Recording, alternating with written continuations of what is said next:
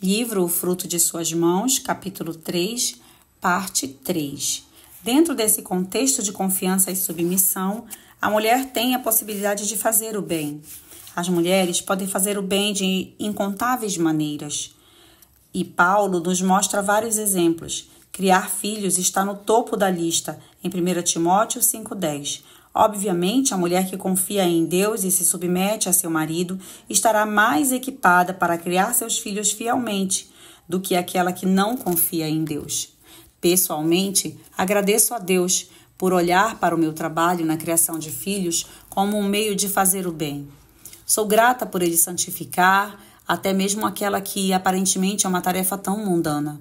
1 Timóteo também menciona hospedar estrangeiros e lavar os pés dos santos como outro modo de fazer o bem. Isso significa que toda a nossa hospitalidade pode agradar a Deus, seja ela estendida aos de dentro ou aos de fora da igreja. Finalmente, o apóstolo menciona o socorro aos atribulados. Esse tópico geral pode abarcar todos os tipos de serviço. Perceba a ordem dessas boas ações. Nossos filhos vêm primeiro, depois a hospitalidade, então o socorro ao aflito. A esposa não tem de sair do seu domínio para fazer o bem. O lar é o centro das suas atividades, e tais atividades podem e devem ser agradáveis a Deus. Pedro ordena às mulheres a que confiem em Deus, submetam-se ao marido e façam o bem, para que nada temam. Os 3 primeiros requisitos são muito importantes. Confiar em Deus é uma grande proteção contra o medo, porque vemos que Deus tem completo controle da nossa vida. Quanto mais uma mulher estuda a palavra e passa a entender o caráter de Deus, mais fácil se torna confiar nele. A submissão liberta a mulher de muitos temores quando é exercida numa atmosfera de fé e confiança em Deus.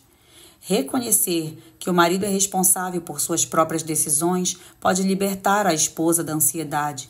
Cumprir seus próprios deveres, fazer bem dentro e a partir do lar é outra proteção contra temores irracionais. A mulher que está ocupada em casa não é presa fácil de sombras e terrores. Em nossa sociedade moderna, as mulheres geralmente aprendem com os meios de comunicação que devem temer. Somos regularmente abarrotadas com estatísticas sobre mulheres, quantas morrem de câncer de mama a cada ano, quantas padecem durante a menopausa, quantas perdem o marido para outras mulheres, quantas são assaltadas, quantas morrem em acidente de carro e etc. E caso isso não seja suficiente, podemos temer pelos nossos filhos. Quantos são sequestrados, contraem doenças raras e assim por diante. Isso é preparação para o medo, terror e ansiedade. Coisas ruins acontecem no mundo? É claro que sim, mas cremos ou não cremos que Deus está no controle? As fobias recebem denominações clínicas elegantes ao invés de simplesmente serem chamadas de pecado. Cedemos aos temores ao invés de lidar com eles biblicamente. Como mulheres cristãs, precisamos responder biblicamente, não emocionalmente. Podemos nos assustar com as muitas coisas que podem levar ao medo. O medo destrói o espírito manso e tranquilo que é tão precioso aos olhos de Deus. Todos nós somos vulneráveis em diferentes áreas, mas não estamos sem o Salvador, Cristo, nosso Senhor. A mulher que confia em Deus pode descansar em sua submissão ao marido e pode fazer o bem em seu chamado como esposa e mãe. Isso a põe em uma posição de força e a capacita a ser como Sara, que não temia perturbação alguma. 3. Seu sutiã está aparecendo. Já aconteceu com todas nós, ou pelo menos já vimos acontecer. Alguém nos dá aquele olhar e diz: seu sutiã está aparecendo, e você trata de escondê-lo. Essa parece uma metáfora apropriada para descrever certos tipos de condutas inconvenientes que, tal como o seu sutiã, você não quer que sejam vistos publicamente. Ali está você com um grupo de mulheres quando você diz algo que revela uma atitude de insubmissão ou desrespeito para com seu marido, ou você simplesmente deixa escapar uma informação que realmente deveria ter permanecido privada entre você e o seu marido. Se apenas a sua melhor amiga ou sua mãe perceberem, menos mal. Você pode encobrir sua atitude, confessar sua falta de discrição. Mas e se você alardeou a informação à vista de toda a igreja? Os resultados podem ser humilhantes. Do que estamos falando exatamente? Isso pode se aplicar a muitas coisas, mas a ideia geral é essa. Algumas coisas privadas que não devem ser partilhadas acabam sendo ditas publicamente. Obviamente, isso pode abarcar uma série de tópicos e varia de uma mulher para outra. Vamos considerar uns poucos exemplos. Seu marido quer que você eduque em casa seu filho de 5 anos. Você não tem certeza se será capaz e disse isso a ele. Ele ainda quer que você o faça e disse que dirigirá o plano de estudos e será responsável pelos resultados. Então você fica agitada e pede às amigas que orem por você, porque segundo você conta, ele não entende o quanto você já está ocupada com os 3 outros que estão em idade pré-escolar e o próximo a caminho.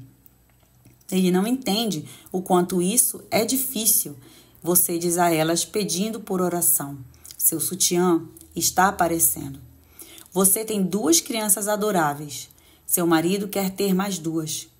Você diz às amigas que é fácil para ele querer isso, porque não é ele quem engravida. E não tem que se preocupar com eles o dia inteiro. Ele não tem noção do que aquilo significa. Seu sutiã está aparecendo. Você tem 4 crianças adoráveis e descobre que está grávida.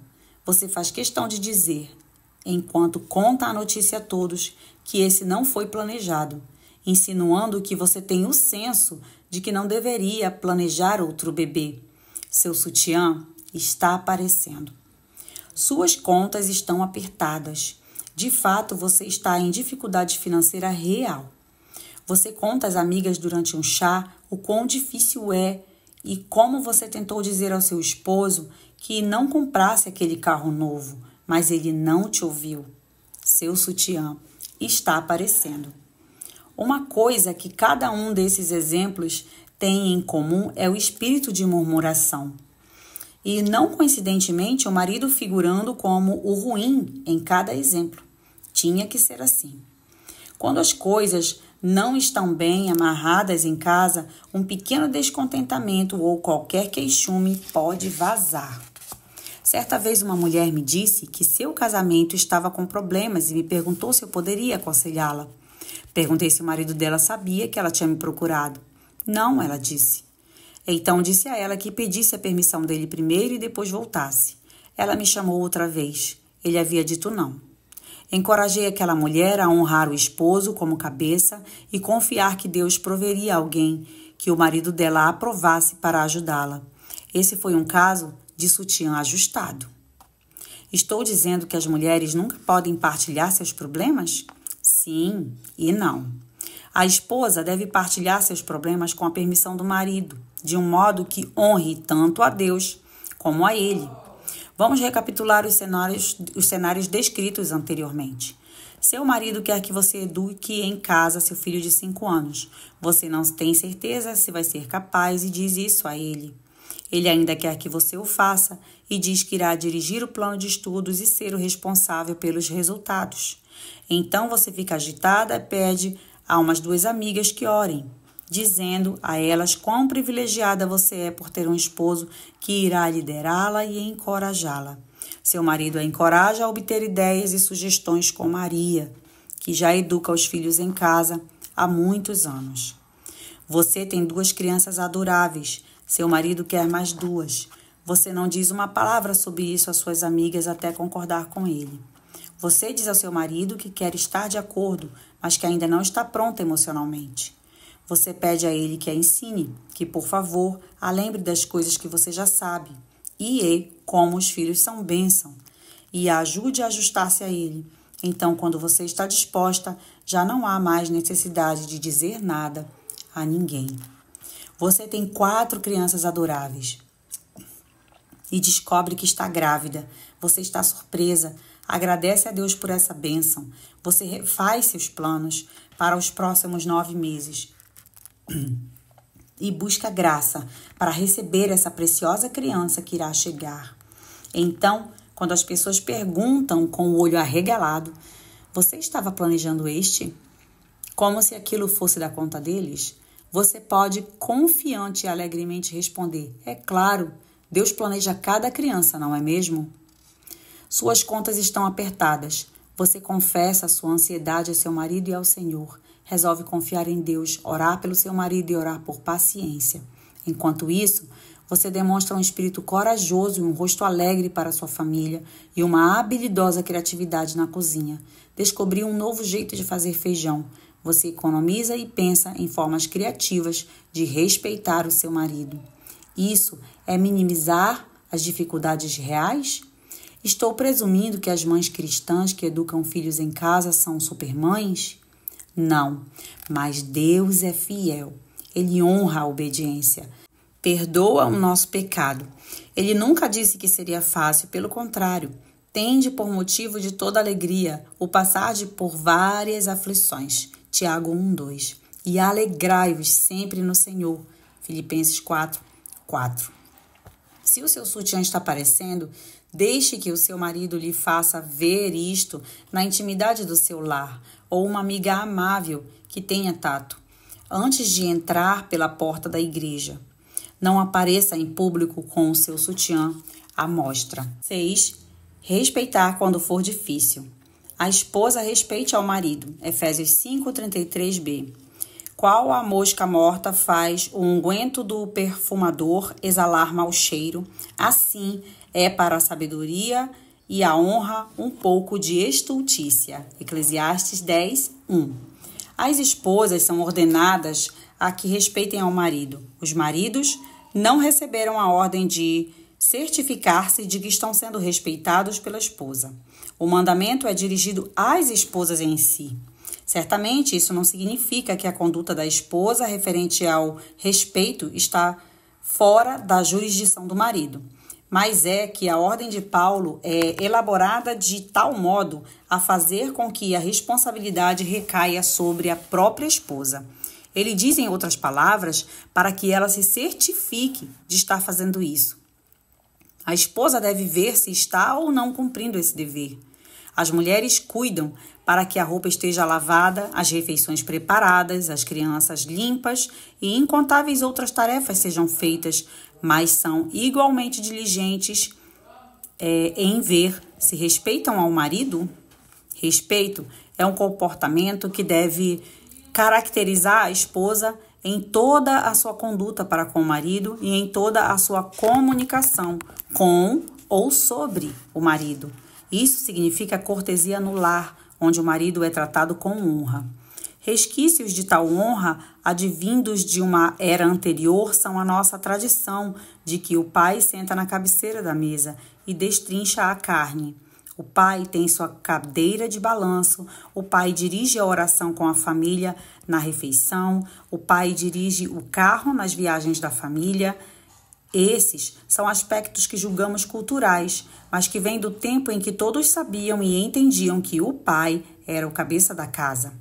As esposas cristãs devem mostrar respeito ao tratar o marido com honra e cortesia enquanto ele exerce seu papel de cabeça da família. Elas devem também mostrar respeito em muitas coisas pequenas, demonstrando que respeitam o marido e o papel que ele recebeu de Deus. Isso pode significar atender prontamente quando seu marido lhe pede algo, ao invés de deixar aquilo para o fim da lista de tarefas. Isso pode incluir tudo, desde o planejamento do jantar, a forma como você o cumprimenta e a xícara de café que faz para ele. Esse tipo de respeito é simplesmente uma cortesia que brota da gratidão e do amor. Respeito na comunicação inclui o modo como as esposas falam com ou sobre o marido. Esse tipo de respeito também se demonstra no dia a dia. Quando a esposa fala ao marido, ela não deve falar como se estivesse falando com uma das crianças. Seu tom de voz deve ser cortês e afável, e não crítico, mordaz ou irreverente. Da mesma forma, quando suas amigas a ouvem falar do marido, elas devem perceber que a instrução da bondade está em sua língua, entre aspas, ao invés de rixas e murmúrios. Ao invés de partilhar as fraquezas, faltas ou problemas do marido, ela deve falar sobre ele de um modo amável, dizendo coisas que poderiam agradá-lo ao ouvir. Até o próximo áudio.